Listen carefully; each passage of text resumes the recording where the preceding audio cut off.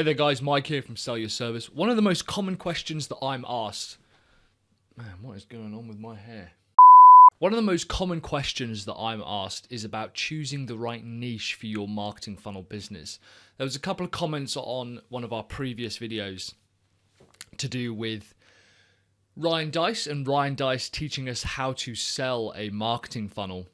And one of the comments was saying, hey there Mike, how do I choose a marketing funnel niche, particularly one that's profitable? And I'm often asked this question. I get it sent in emails, I get it sent in forums, in the Facebook group, I get it sent on comments on blog posts. It's usually on the lines of, what is the most profitable niche that I could select today to find customers and generate profit much easier?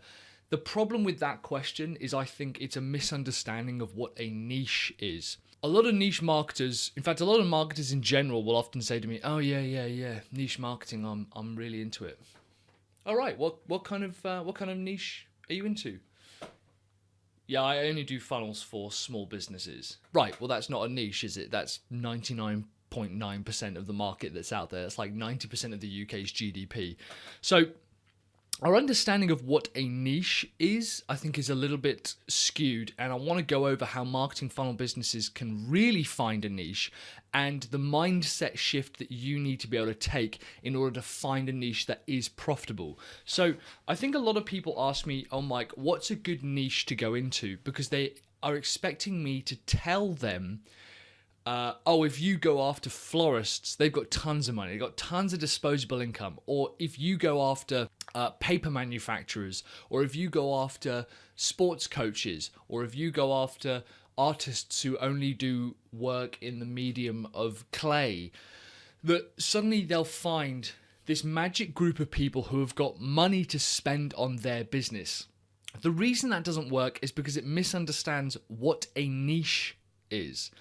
If we look at the entire market and we say, okay, well, this is every type of business, every type of person, we seem to think that a niche is this kind of piece that we can go after and start saying, oh yeah, we are going to start building funnels for florists or artists who work in the medium of clay or sports coaches or whatever it is. And that magically they'll have a load of money that they want to spend on us. That's not a niche. That is not what we're talking about when we're saying going after a niche. What we're saying when we go after a niche is that your niche is not going to jump out at you. I think a lot of people think that niche marketing is like me as this funnel expert, and I'm using that in the highest possible quotation marks, as some sort of funnel expert for me to go, oh yeah, well if you look over there, or if you look over there, then you'll find this, vein of riches, right? Kind of as if I know the land in an area that has loads of gold there, and I go, oh well, there's a gold vein over there, and there's a gold vein over there. That's not how it works. Niche marketing has got nothing to do with finding a vein or finding a gold vein and digging for it, because if it was that easy, everyone would be doing it. True niche marketing, truly finding your niche, okay, and this is going to be a hard pill to swallow for a lot of people, selecting a very specific type of customer that you can get results for, okay, better than anyone else, all right, but it is as profitable and successful as you decide to make it, okay? Here's what I mean by that. If someone was to say to me, oh Mike, well you know that electricians is a great niche to get into for websites. I actually happen to know that it's not, but regardless, it's a really good niche to get into. They always need websites, they always need all this, they need updates and care and stuff. That way of thinking flips it on me to go, okay, well I know that that's a type of customer that needs this product, therefore I'll go out and I'll try and find as many of them as possible, and I might tell them that I just work in that environment. But what tends to happen is that a plumber will come along and say, oh, I also need a website, and I'll happily take on that work. Okay, I'll happily take on that work because I haven't truly committed to that niche. Therefore, the niche of the electrician is never going to be popular.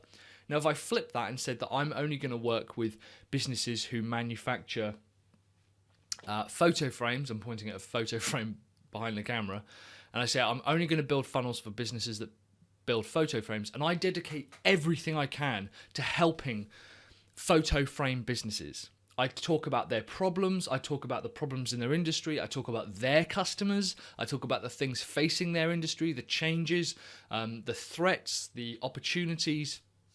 I say I only build funnels for frame-based businesses. I go out there and I'm just trying to pick up the phone and call as many frame-based businesses as I can. That is what will make that successful, because I'm dedicating everything to that niche. I'm not looking inwards and thinking, where can I find a group of people who are willing to give me all their money? I'm thinking, what's a group of people that I can go after, and I want to give everything I can to that group. For example, when I decided to help marketing funnel businesses sell marketing funnels, the niche is funnel-based businesses that aren't entirely sure how to sell their funnels. They love building them. They may have built WordPress websites in the past, and then they're transitioning into these other marketing-based services. Okay, that there is, I want to dedicate everything to helping those people. Okay, so if someone comes up to me and says, hey Mike, I was wondering if you could help me sell my graphic design services, I'm sure I could, but the reality is that I want to dedicate time to people who are going to sell funnels. Choosing a marketing a niche is not something that's going to jump out at you. It's not going to come out and bite you on the arse, is what we say in England. It's a bit like dating, the way that I see it, right? The right person isn't going to aren't going to make themselves known instantaneously. But the reality is that you have to go out with quite a few people, have a few relationships, understand them, understand a bit more about yourself as well. This is getting quite philosophical, isn't it? You have to understand a lot more about yourself before the relationship with someone else that you want to commit to becomes more apparent. Now, that person isn't going to just be like, right, they just stood there at the bar, they've got this glowing halo around them, that's the person you're supposed to spend the rest of your life with. Instead, you have to go out with a lot of people, talk to a lot of people, have a lot of relationships, learn a lot about yourself before you think, this is the type of person that I really, really want to commit to. I am almost positive that my current partner, that my partner Olivia has very, very different ideas about what she wanted to go out with when she was 18 as opposed to, now. Two very different types of people. I want to say one of the guys from the Backstreet Boys, or maybe Take That. Your niche is only as successful as you are willing to make it. The truth is that you actually don't want me to tell you what niche you should go after. What you want is someone to assure you that yes, that will be a successful niche to go after. And the truth is that any niche that you truly decide to commit absolutely everything to, and you decide to go after with all you've got, that is what will become successful. That is what will be successful, as opposed to kind of flitting around and saying, oh, I've heard there's loads of opportunity. Like at the moment, cryptocurrency is this thing that everyone's jumping on top of, right?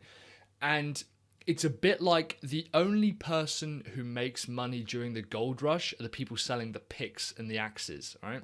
I've been told constantly, oh, Mike, you need to jump on this cryptocurrency thing. You've got to jump on it. You've got to jump on it. There's loads of money in it. It's gone up. It's $7,000. It's $8,000. It's $10,000.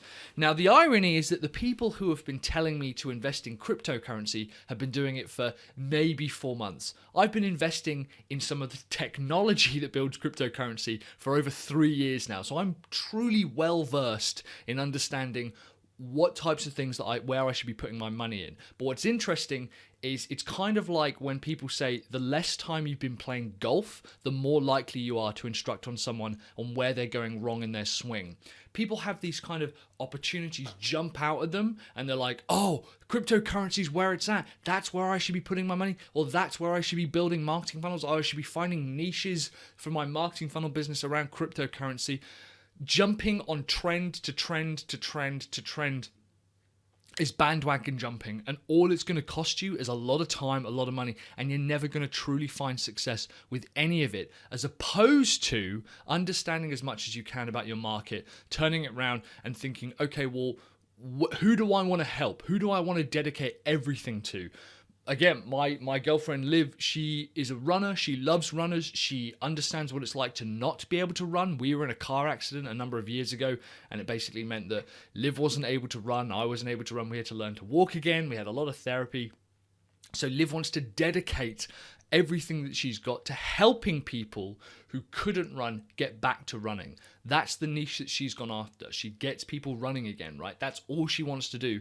If a rower comes up to her, she goes, yeah, I could probably help you, but the reality is that all of her energy is going to be dedicated towards that. Now, that wasn't a niche that people went, oh yeah, that's a really obvious niche you should go after. Okay, that's something there that there's just money lying on the table and you should go after it. That's not what happens. Instead, she decided to go after that and say, this is all I want to do. This is all I want to dedicate to.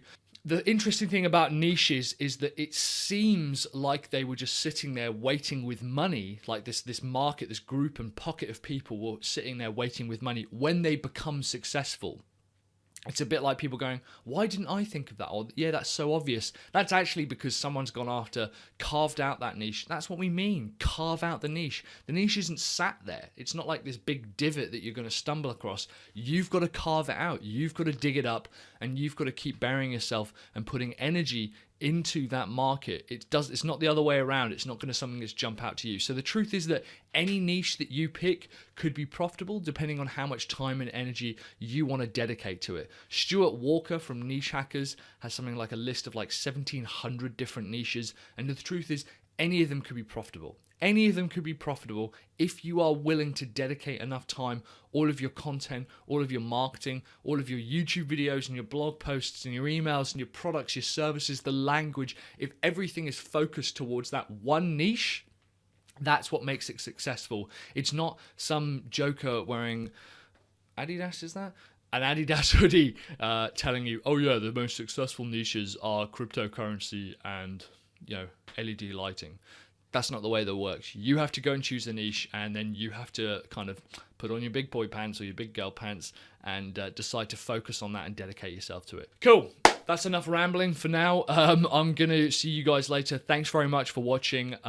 Give it a like and a share. More and more people are kind of discovering the channel, which is kind of cool. So sweet. Yeah, thanks very much. Cheers, guys.